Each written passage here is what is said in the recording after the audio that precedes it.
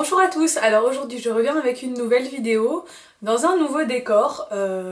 J'avais envie de changer un petit peu, je sais pas si ce sera bien en termes de luminosité, mais voilà, là je suis dans la future chambre de bébé qui est actuellement notre chambre d'amis, donc qui est pas encore du tout décorée pour en tant que chambre de bébé, mais je me dis que ça peut être peut-être sympa déjà de vous montrer déjà ce lieu qui va bientôt être complètement transformé. Alors aujourd'hui je vais vous parler dans cette vidéo de mes conseils confort, style, maternité.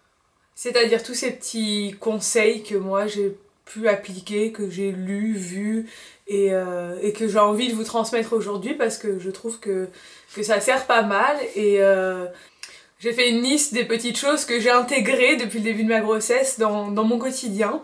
Alors je vais commencer tout de suite par, je pense, l'allié imparable des femmes enceintes. C'est le coussin de maternité, d'allaitement, mais qui fait double usage. Hein. Donc j'ai reçu le mien il y a 2 semaines et c'est devenu mon meilleur ami. Mon meilleur ami quand je dors, mon meilleur ami quand je regarde la télé, quand je regarde... voilà, mon meilleur ami toute la journée en fait. Donc voilà, je m'en sers, grâce à lui je peux dormir à nouveau bien. C'est-à-dire que moi j'avais l'habitude de dormir sur le ventre avant d'être enceinte, donc forcément ce n'est plus possible. Et j'avais beaucoup de mal à dormir sur le côté ou sur le dos, enfin j'étais pas du tout à l'aise. Et grâce à mon coussin de maternité, je peux enfin avoir une position où je suis bien, où je ne bouge pas, mon ventre est calé, tout est bien. Donc pour moi c'est le premier indispensable confort de la maternité, enfin de la grossesse. Voilà, c'est... super utile, n'hésitez pas à investir, on en trouve dans tous les magasins de périculture et même dans des magasins un peu plus basiques. C'est un investissement mais ça en vaut la peine vraiment parce que bien dormir c'est quand même essentiel, sachant qu'en plus ce sont nos dernières heures de sommeil de toute notre vie, apparemment d'après tout le monde, donc il faut qu'on en profite et qu'on dorme bien avant qu'il arrive.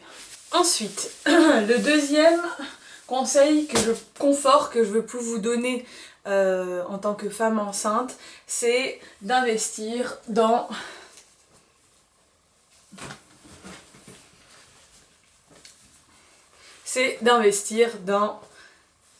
de bons soutiens-gorge. Il n'y a rien de très glamour à tout ça, mais il vous faut absolument un bon soutien-gorge, ou plusieurs évidemment, bons soutiens-gorge. Parce que c'est vrai que moi, là je viens d'investir dans mon premier soutien-gorge de grossesse, allaitement, enfin c'est un soutien-gorge d'allaitement mais qui est fait aussi pour la grossesse, qui a un super maintien, etc. Qui est pas très glamour, c'est-à-dire que c'est comme une brassière de sport en fait. Hein. Donc c'est... voilà, c'est pas super. Mais au niveau du maintien, c'est génial. J'ai pas une très grosse poitrine à la base, mais j'ai déjà pris... plus d'une taille, presque 2 tailles maintenant, de soutien-gorge et j'en suis qu'à la moitié de ma grossesse, donc je me dis que c'est vraiment le moment d'investir dans un soutien-gorge parce que je rentre plus dans rien et que je suis mal à l'aise dans les soutiens-gorge classiques, c'est-à-dire que je me sens pas maintenue, en plus je commence à avoir mal au dos donc je me dis que bon, ça va faire que s'empirer, donc il faut investir dans des soutiens-gorge de grossesse, c'est important, surtout qu'en plus on pourra les garder pour l'allaitement après. Là ce type de soutien-gorge en plus c'est-à-dire qu'en fait c'est pas une taille, j'ai pris du 95, c'est-à-dire que c'est pas 95 B, C, D ou etc. C'est juste le tour de dos, vu que c'est une brassière en fait. Et après le bonnet c'est extensible donc en fait c'est assez profond. Donc ça va pouvoir me suivre si je grossis pas trop encore du dos. Ça va pouvoir me suivre après tout au long de ma grossesse, même si je prends encore une ou deux tailles de bonnet. Donc pour moi c'est l'investissement important. On dit aussi qu'il faut même carrément dormir avec des soutiens-gorge au 3e trimestre parce que il y a l'attraction terrestre hein, qui fait que si on veut éviter d'avoir une poitrine qui qui pointe vers le bas et qui ne remontera plus jamais de notre vie, il faut investir dans des soutiens-gorge et dormir avec. Donc pour l'instant je dors pas encore avec, mais c'est vrai que ma poitrine elle commence à me gêner, donc je me dis que je vais pas tarder, je vais investir dans d'autres. Là c'est mon premier, je l'ai reçu, je l'ai commandé sur Asos, je l'ai reçu la semaine dernière et il est très bien, donc je vais aller dans des magasins de périculture pour investir dans d'autres soutiens-gorge parce que là pour moi ça devient primordial. Donc pour moi c'est super important parce qu'il y a un moment dans la grossesse on commence à se sentir minable, on a le ventre qui grossit, les seins qui grossissent, il n'y a plus rien qui nous va, nos soutiens-gorge nous vont plus, nos habits nous vont plus, alors avoir des habits pas plus à notre taille avec des soutiens-gorge qui tiennent plus rien, on a l'air pitoyable. Donc forcément quand j'ai reçu ça, ça a révolutionné ma vie, c'est-à-dire que j'ai l'impression d'avoir à nouveau une poitrine normale, enfin une silhouette plus normale. Je me sens maintenue. Donc donc voilà, investissez dans des soutiens-gorge, c'est important. Mon troisième conseil confort, style confort maternité, c'est d'investir dans un bandeau de grossesse. Donc alors, ce bandeau, il sert pendant la transition, c'est-à-dire au moment où le ventre commence vraiment à pousser, pour pouvoir continuer à mettre nos pantalons au début. Bon là maintenant je suis passée aux pantalons de maternité, c'est plus possible de rentrer dans mes pantalons, mais au début de ma grossesse, quand j'ai commencé à plus pouvoir fermer mes pantalons, je mettais ce bandeau par-dessus, donc je laissais le bouton ouvert, je mettais le bandeau par-dessus et par-dessus je m'habillais normalement et je faisais dépasser le bandeau comme si c'était un t-shirt noir en fait, hein, donc ça se voyait pas du tout. Moi je me sentais maintenue au niveau du pantalon et au niveau du ventre et c'était beaucoup plus agréable. Maintenant à ce stade là où je mets des pantalons de grossesse, je mets ce type de bandeau quand j'ai des t-shirts qui commencent à être un peu trop courts, donc voilà, des t-shirts foncés, je mets le bandeau en dessous, mon t-shirt par-dessus et du coup ça superpose et on voit pas que le t-shirt est trop court. Donc je pense qu'après, arrivé à certains stades, c'est plus la peine. Enfin, moi, vu au rythme auquel pousse mon ventre, je pense que d'ici un mois ou deux, je pourrai plus mettre ce bandeau, il me servira plus à rien. Mais je pense qu'au deuxième trimestre, dans la transition, c'est bien. C'est agréable, on se sent maintenu et c'est confortable. Donc celui-là, je l'ai acheté chez Kiabi, je crois que je l'ai acheté 4 €. C'est une taille unique, ouais. 4 €, donc voilà. C'est pas un gros investissement et ça nous permet de mettre nos vêtements plus longtemps. Ensuite, quatrième conseil, acheter des pantalons de grossesse. Alors là, moi ils me font rire les gens qui disent ça sert à rien d'acheter des vêtements de grossesse, on va les mettre que quelques mois, etc., etc. Non, ça sert pas à rien. Les jeans de grossesse ça change la vie, on peut se rhabiller normalement, on n'est pas obligé de se mettre tous les jours en robe, on se sent beaucoup plus à l'aise. Après, une fois qu'on a essayé un jean de grossesse, on se dit mais pourquoi je mets pas ça tous les jours de ma vie? On est trop à l'aise dedans quoi, c'est la folie. Alors, bon après chacun fait comme il veut, mais moi je pense que c'est important de se sentir confortable dans ses vêtements. Et les gens qui disent que ça sert à rien, ça les regarde, mais en tout cas, moi j'ai pas envie pendant 9 mois c'est long, de pas pouvoir mettre un jean quoi, donc voilà. Donc pour l'instant j'en ai acheté 2, le but je pense que c'est de trouver un peu le style de pantalon qui vous plaît, il y en a chez H&M, il y en a sur Asos, à Kiabi, etc. Donc trouver la forme de pantalon qui vous plaît et d'en acheter quelques-uns, comme ça vous êtes sûr que vous êtes tranquille tout au long de votre grossesse. Alors moi le premier que j'ai acheté, c'est un pantalon. Alors moi j'en ai acheté 2 pour l'instant. Le premier c'est un slim brut, gris un peu brut, avec la ceinture élastique, voilà, hein, ceinture élastique, que j'ai acheté chez Kiabi dans les soldes. Bon, c'est la forme commence déjà à m'énerver, c'est-à-dire que bon, je l'ai pris vite parce que j'avais plus rien à mettre, mais j'aime pas trop la coupe. Il est slim mais un peu plus droit que slim, donc ça m'énerve.